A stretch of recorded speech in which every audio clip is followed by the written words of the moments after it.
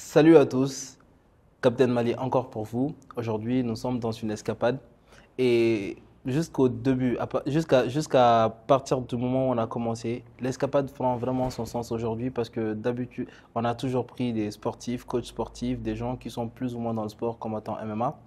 Aujourd'hui, on va parler de business, de mindset et d'énergie. On va parler de caméra et on va parler à Monsieur Segou Koulibaly. Bonjour et merci de me recevoir sur ce plateau.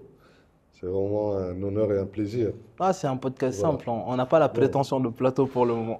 non, pour moi c'est un plateau parce que je vois il y a les lumières partout, j'ai pas l'habitude. Ouais. Donc c'est un peu intimidant. Ah, c'est vrai qu'on a plus de qualité que les autres, hein. Tu ne vas pas trouver la même qualité autre part. On est meilleur que les autres, ça en fait. Bon, comme on dit, le miel ne se dit pas d'eau. Oui. S'il pouvait, si jamais il pouvait. S'il pouvait, effectivement. D'accord. Donc, Sekou, c'est mon boss. C'est c'est le monsieur caméra vidéo consulte. Euh, Actuellement et depuis un peu plus récemment que pour les caméras, il est aussi dans le domaine de l'énergie. Alors, Sekou, j'aimerais bien que tu me parles de vidéo consulte. Que tu nous parles Euh, déjà de ton profil en fait. Ce moment n'est pas suffisant. j'ai un profil assez... j'ai une double casquette, comme tu l'as dit.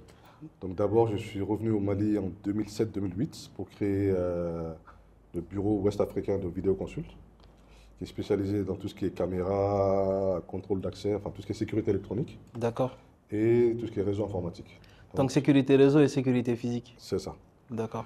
Et du coup, ensuite, bah, ça fait maintenant 17 ans que je fais ça ici. J'ai Oh. fait ça un an en France déjà, donc ça me fait presque 18 ans que je suis dans le business, comme on dit, depuis 2006. Waouh, c'est quand même Ça beaucoup fait, d'expérience, hein. ça fait une certaine expérience, effectivement. Moi, j'ai toujours cru par contre que vidéo consulte était malien. Je savais pas que c'était ouest africain. Oui, en fait, le siège est à Paris. Le D'accord. promoteur l'a créé, d'ailleurs, Sébastien, je lui dis bonjour. Il a créé Vidéo Consult en septembre 2005. D'accord. Moi, je l'ai rejoint en juin 2006. Donc, je suis le plus ancien dans la structure après lui. D'accord. Donc, en fin 2006, il m'a proposé d'ouvrir un bureau au Mali. Et bureau qui a été créé en mars-avril 2007. Mars, avril 2007. C'est ça. Ça fait maintenant, ça fait 17 ans ce mois-ci au Mali. En 2007, j'imagine que c'était pas maintenant. Et C'était très différent. la caméra, ça avait toute une autre dimension que maintenant, Mais les caméras, déjà à l'époque, ça coûtait une fortune. Donc, j'imagine. et ça a demandé encore plus de technicité, en ce sens que il fallait des certificats pour certaines marques qui à l'époque avaient le quasi-monopole de ces technologies. D'accord. Parce que c'est des caméras, En comme on dit. 2007, il y avait le monopole de la Non, il y caméra. avait certaines marques dans le monde en fait D'accord. qui avaient le quasi-monopole de la technologie, des caméras IP comme on dit, Oui. des caméras que tu peux voir à distance sur ton smartphone ou sur ton PC. Les caméras dotées d'adresses IP pour qui se connectent sur des réseaux. Donc, Exactement, voilà. des caméras qu'on peut voir à distance. D'accord. Donc c'était assez cher comme équipement. Et plus les années passaient, plus d'autres acteurs arrivaient. Et donc il fallait en permanence voilà, se réadapter. Et aujourd'hui, ça fait 17 ans que Vidéoconsult existe au Mali, 18, non, même 19 ans en France. Et au Mali, on a travaillé sur le Burkina, on a des distributeurs en Guinée et en Côte d'Ivoire. D'accord. Donc voilà, toutes les demandes qui arrivent d'Afrique de l'Ouest, on me les envoie et je gère avec ces partenaires-là. Mali, Côte d'Ivoire, Burkina Burkina, et Guinée, Guinée. c'est ça. Super. Et pour à peu près combien d'employés? Au Mali, ils sont 8, essentiellement des techniciens. D'accord. En France, ils sont, enfin, quand je dis ils sont, On est. avec moi, ça fait 9. Ah, tu es trop dans l'énergie maintenant. Voilà, Tu c'est commences ça, à délaisser vidéo consulte, hein? c'est ça, parce que les gars dans Vidéoconsult, voilà, ils sont autonomes. D'accord. Le Ils sont plus en ancien dans la mode boîte, autopilote, comme on dit c'est en ça. entrepreneuriat. Le plus ancien dans la boîte est arrivé en novembre 2007, ça lui fait 17 ans de métier. Ah, en même temps que la boîte est En venue, même en temps fait, que le la boîte, premier employé. c'est ça. Tonton Pape? Non, son frère. Ah oui. Tonton Pape est arrivé en 2015. Ah, d'accord. Voilà. D'accord. Et Vidéoconsult France, ils sont 85.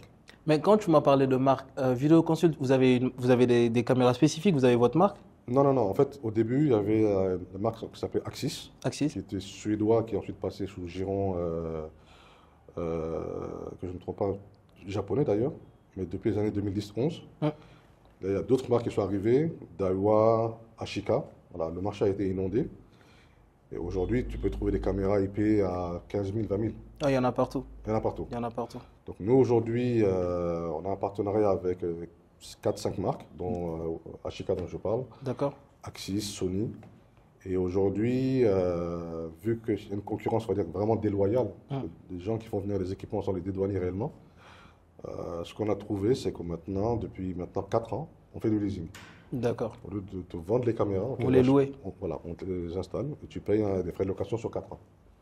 Ah, ça c'est smart. Mais ça donne une vraie organisation financière. J'ai tellement de questions et vu que je prends pas de notes d'habitude, en fait, j'ai envie de te demander, il y a 17 ans, Mhm. quand tu revenais, tu étudiais où? En France? Oui, j'avais fait mes études en France. J'avais Hum. fait d'abord un premier diplôme à l'université en maths, informatique et statistique. D'accord? Ensuite, je suis allé en école de commerce. J'ai fini par avoir un MBA avec une spécialisation en marketing. D'accord. Donc, on m'a appris À vendre? à créer une business unit et à vendre. Bon, entre-temps, j'ai fait 70 000 choses. C'est pendant les vacances que je faisais quand j'avais pas d'argent. Je partais bosser. Est-ce que j'ai le droit de dire au noir? Bien sûr. Bah, ça se fait. Non, la prescription, c'est à 20 ans. Bon, j'allais travailler un peu au noir aux États-Unis à l'époque. Hum. J'ai acheté des vêtements là-bas que je revenais vendre en France. D'accord. Voilà, j'ai fait pas mal de stages ici, par-ci, par-là dans le monde. Donc le business mindset, il a toujours été là en fait. J'ai toujours eu comme rêve de revenir au Mali et créer quelque chose. Et j'ai eu l'occasion de le faire en 2006-2007. Et c'était sur l'occasion et voilà. C'était pas facile. Mais moi, je veux savoir, qu'est-ce qui se passe dans la tête d'un jeune homme qui vient juste de finir les études, qui lui fait croire qu'il va ramener une entreprise sur les caméras dans une époque où les caméras ne sont pas aussi répandues que ça, et qui va percer, qui va faire une boîte qui génère des fonds. La motivation. Quand la date de ton mariage est fixée, t'as pas le choix. Il fallait que tu parles de mariage, hein. Parce que c'était la plus grosse pression. La date est fixée. Donc Le c'est le temps est mariage fait. qui a provoqué tout ça. Bah, si on me disait, bon, tu te maries dans 10 ans, bon, je dis, j'ai le temps. Si la date du mariage est fixée dans 3-4 mois, il n'y a pas le temps. Donc, voilà, il faut avoir les quoi financer le mariage. Effectivement. Bon, après, bon, bien entendu, bon, je rigole, mais c'est vrai que l'année 2007 était une année assez chargée pour moi. J'avais pris la décision de rentrer au Mali, j'étais jeune. Donc du coup, quand on arrive avec une telle technologie, avec certains qui sont sur la place comme CFAO Technologies à l'époque, Ah oui, qui nous on était... connaissait CFAO que CFAO Motors. Ah non, CFAO Technologies, bon, qui était là jusqu'à récemment, qui a quitté le Mali c'était en juillet 2023, D'accord. c'était par exemple c'était un concurrent. Donc quand j'arrive face à un concurrent comme CFAO Technologies, Mm. qui a l'assise financière qu'il faut, l'équipe technique qu'il faut faire ses preuves. Il faut faire ses preuves parce que bon, le jeune âge peut être une force comme ça peut être une faiblesse. Si tu devais nous donner 5 mots-clés en fait qui peuvent illustrer le succès, parce que moi je considère que c'est un succès, je ne sais pas si tu le considères comme ça, mais le succès que vous avez aujourd'hui ici, il y a 5 mots-clés en fait qui peuvent un peu l'illustrer. Croire en soi, ce qui veut dire croire en ses produits. D'accord? Tu ne peux pas vendre quelque chose en quoi toi-même tu ne crois pas. En effet. Si toi tu ne l'achèterais pas, c'est que tu ne peux pas le vendre. Oh, tu es sûr de ça? Si tu vas me vendre quelque chose toi-même tu n'y crois pas, tu le sentirais dans ton discours. Donc j'achèterais pas. Il y a de Bon. bons escrocs, hein. Mais ça se décèle très vite. Parce qu'à l'époque, ce que je faisais, c'est que je disais, parce que le premier gros contrat que j'avais eu, c'était EcoBank. D'accord? Je leur ai dit, je vous installe un système pendant une semaine, vous testez gratuitement. D'accord? C'est parce que j'ai foi en ce que j'avais. Mm. Donc si j'étais convaincu, tant mieux. Si j'étais pas convaincu, bah, j'aurais évité de leur faire perdre leur temps. Effectivement. Donc c'était un appel d'offres. Il y avait à l'époque, je pense, 8 structures. Mm. On a eu le contrat. D'accord. Il y a eu Bramali également. Pareil, c'est une consultation. Mm. On a eu le contrat. Mais Wow. le premier qui m'a donné le contrat s'appelle Djadja Sangaré de SAER. D'accord. Je l'ai vu, on a parlé, il m'a donné le chèque. Je me rappelle à l'époque, c'était 3 250 000. D'accord. Avec ce chèque que j'ai créé Vidéoconsult. Attends, quand tu m'as parlé d'assises financières de CFAO Motors, tu veux dire que tu es venu juste CFAO avec du Technologies. courage? CFAO Technologies. Oui. Tu veux dire que tu es venu juste avec du courage sans argent? Le courage, la motivation. Tu vas... Et c'est réel, tu sais pourquoi? Parce que je me rappelle, je suis arrivé à Bamako le 25 février 2007. D'accord. Mon billet retour sur Paris, c'était le 15 avril. Donc le gars, il m'a dit, bon, tu as 1 mois et demi. Si tu trouves un contrat, C'est bon, sinon on tu crée le reviens bureau. travailler. Sinon, tu reviens et on abandonne le projet Mali. J'avais 45 jours. En 45 jours, j'ai eu le premier chèque de 3 250 000. Wow. J'ai créé la structure avec ça et voilà. Donc la motivation était là parce que comme je t'ai dit, j'avais toujours voulu revenir au Mali pour créer quelque chose. D'accord. C'était vraiment l'occasion rêvée. Et voilà. Donc Dieu a facilité les choses et voilà. Donc en gros, croire en soi, Croire en soi, la motivation, la motivation, la persévérance la persévérance. C'est quoi le et plus gros beaucoup de défi que courage. tu as eu en ce moment-là? À l'époque, Ouais, à l'époque. l'âge. Les gens me trouvaient trop jeune pour faire ce que je disais que je pouvais faire. Ils n'avaient pas confiance en toi par rapport à l'âge. Ils n'avaient pas confiance. Et ils avaient surtout à l'esprit le fait que ce soit un jeune qui vient de France prendre l'argent pour retourner là-bas. J'ai expliqué qu'on est bon mon année. Bon. Ouais, tu as des attaches ici, J'ai des attaches tu as ici. des racines ici. Voilà. Et donc c'est là effectivement que la famille joue beaucoup parce que les gens qui se renseignent sur moi voient qui est mon père, qui est ma mère. Et ça joue beaucoup parce qu'en fait, ça peut donner, ça donne une certaine Crédibilité. crédibilité. Et le mariage on va dire, a soutenu cette crédibilité-là? Surtout que quand les gens me demandaient, mais et c'est bizarre parce que quand certains me demandaient, tu es marié? J'ai dit, oui, bientôt. J'ai dit, bon, si c'est un jeune qui vient, qui veut se marier, C'est qui crée un qu'il a business, tout intérêt. à faire du sérieux. Oui, bien sûr. Et donc voilà, et donc c'était un défi, surtout que Seb m'a fait confiance. Je lui ai dit non, ça va marcher. Je ne vais pas revenir pour dire que j'ai échoué. Donc il y avait beaucoup de pression, mais Dieu merci, vraiment, ça s'est bien passé. Donc après, il y a eu d'autres contrats. Bon, on a beaucoup bossé avec les Nations Unies, plusieurs banques, D'accord. Bicim, bon, voilà, Orange. Bah, si tu révèles tous les gros clients, les gens vont passer de demander leur chèque à la fin de la semaine. Bon, je pense que donc tu vas enlever. Oh, je ne promets rien. Tout ça a un prix, hein. Donc voilà, on va discuter après. Tout ça a un prix. Non, non, ça fait 17 ans au Mali maintenant. Mm. Le business a beaucoup évolué, D'accord. beaucoup, beaucoup évolué, parce que là, aujourd'hui, nous ne sommes plus installateurs de systèmes de vidéosurveillance, nous faisons la prestation de service. C'est un service qu'on vend. D'accord. Voilà, on ne vend plus des caméras, on vend du service. Donc, moi, je vais ajouter à tes mots l'adaptabilité ou l'adaptation, La flexibilité, la flexibilité. exactement. C'est Être plus très, correct. très flexible, Mm. être à l'écoute du marché. Aujourd'hui, que demandent les clients? Que propose la concurrence? Et que proposent les marques? Donc, il D'accord. nous est arrivé 2 ou 3 fois d'amener certains de nos gros clients en France, Mm. chez le fabricant, voilà, pour une séance de formation. Voilà, et ça leur permet également de voir les liens que nous avons avec les fabricants. Voilà, et tout ça, ça les rassure. D'accord. Quelqu'un qui nous commande 300 caméras, il doit être sûr qu'on peut livrer Mm. et qu'on a la technicité pour installer. Moi, j'ai une petite question par rapport à moi et ma sensibilité. Euh, Comment vous gérez la communication? Comment vous faites pour communiquer dans ce type de milieu? Parce que tout ce à quoi vous touchez est extrêmement sensible. Ouais, La sécurité physique, ouais. les caméras de surveillance et tout ça. Comment vous faites pour entretenir une communication avec vos prospects et vos clients actuels? Déjà, bon, les réseaux sociaux, c'est assez récent. Avant, je ne communiquais pas du tout. D'accord, Plus on était discret et plus le client était à l'aise. d'accord, Aujourd'hui, à l'époque, quand tu installais un système de sécurité dans une banque, par exemple, communiquer pourrait même exposer la banque La en banque, question, parce oui, que les gens sauraient quel genre de système ils ont, a été installé par qui. Et on va dire chaque installateur a un peu sa marque de fabrique, a un peu sa touche bien sûr. Et à ses failles surtout. et a ses failles. Mm. Donc du coup, moins je communiquais, mieux c'était. Donc du coup, il arrivait un moment où, vous voyez, je commençais à donner la liste de mes clients, D'accord. sans donner... Les spécificités par rapport aux exactement. installations que vous avez. Même aujourd'hui, je ne le fais pas. Donc, juste dans un souci de crédibilité. C'est ça, et surtout de discrétion. D'accord, Aujourd'hui, quand je dis, bon, Orange, c'est un de nos plus gros clients, je ne vais pas m'amuser à donner les... qu'est-ce que vous faites pour Orange C'est ça. exactement? On dit, on travaille avec eux. On va pas D'accord, entrer dans le détail de ce qu'on fait comme installation. d'accord. Voilà. Donc, vous le voyez vous-même, la famille Vidéoconsult de 2007 à aujourd'hui.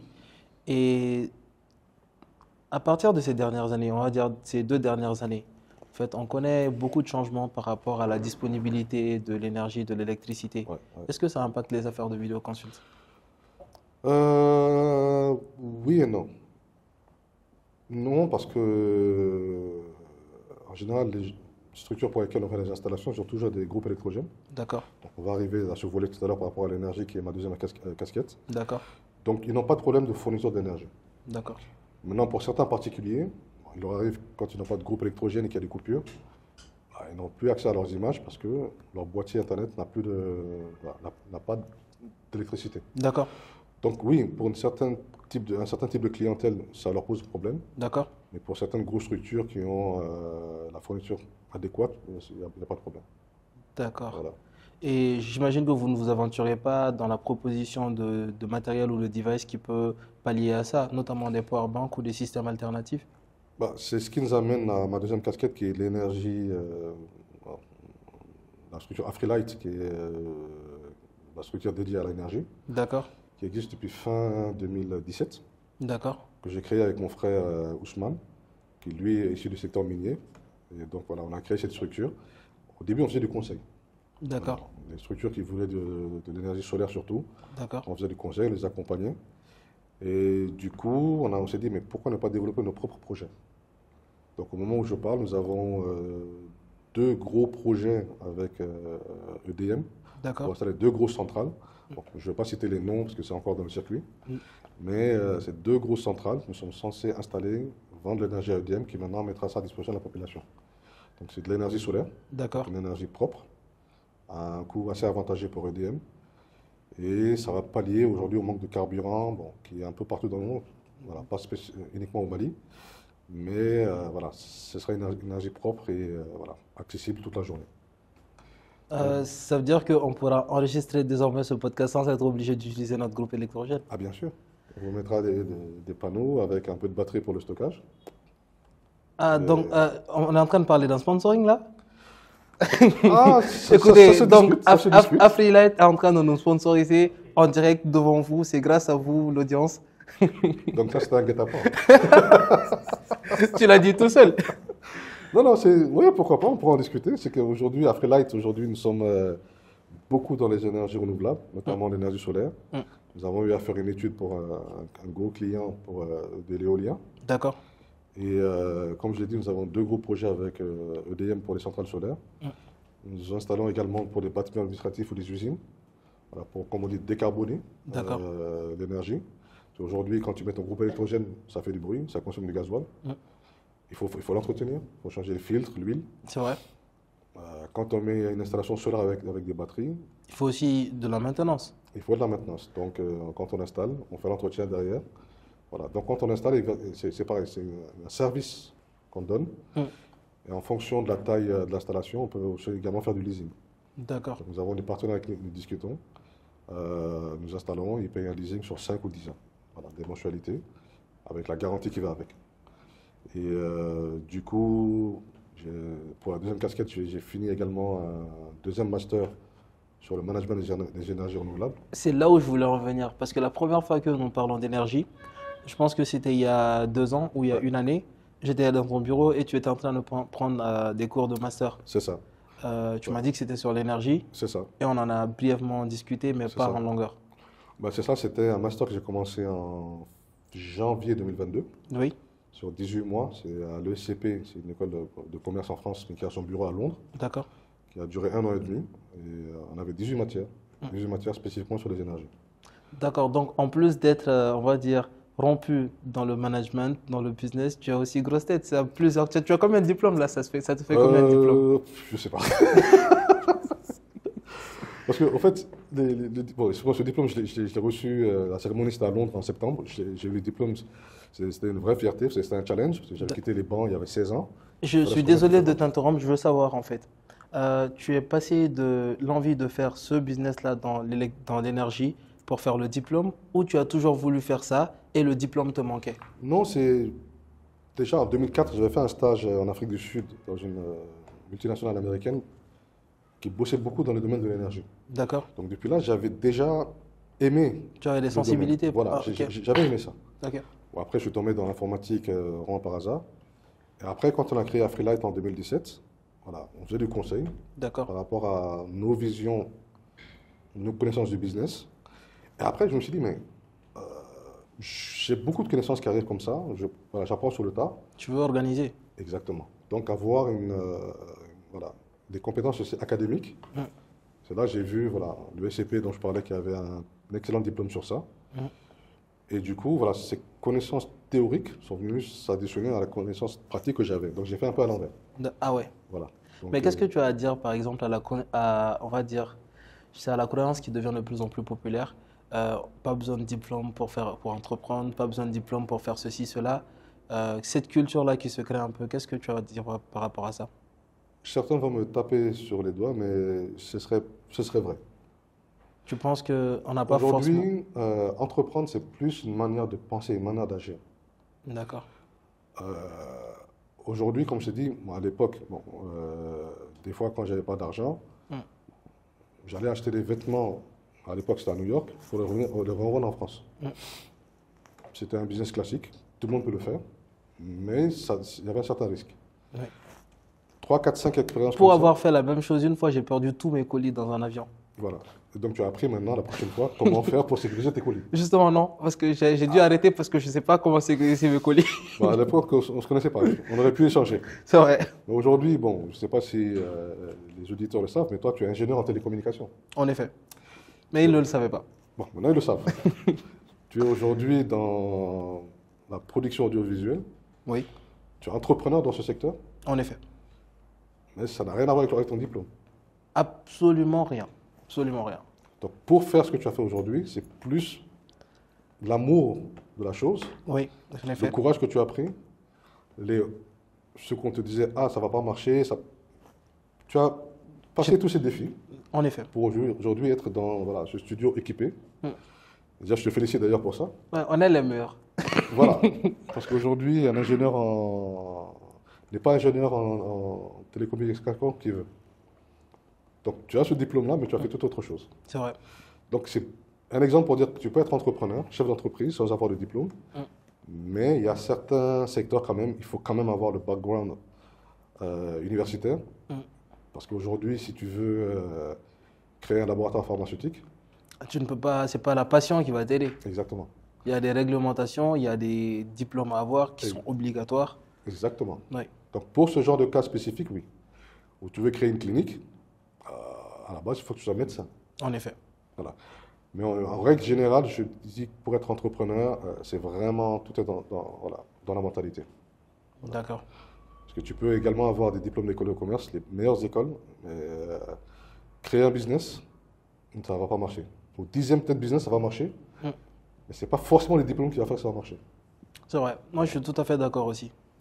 Alors, on a parlé, en très peu de temps, on a mentionné éolienne, on a mentionné panneaux solaires, on a mentionné quoi d'autre? Je pense qu'on a parlé d'énergie hydraulique. Pas encore. Ouais, oui, l'hydro, oui, pas L'hydro. encore. Donc, moi, je veux savoir, en fait, par rapport à... Parce que la question de l'énergie au Mali est devenue populaire avec le délestage. Donc, tu as notamment mentionné votre source, votre centrale, qui va aider, on va dire, à pallier à ce problème de délestage. Mais quelle analyse tu fais de la situation actuelle?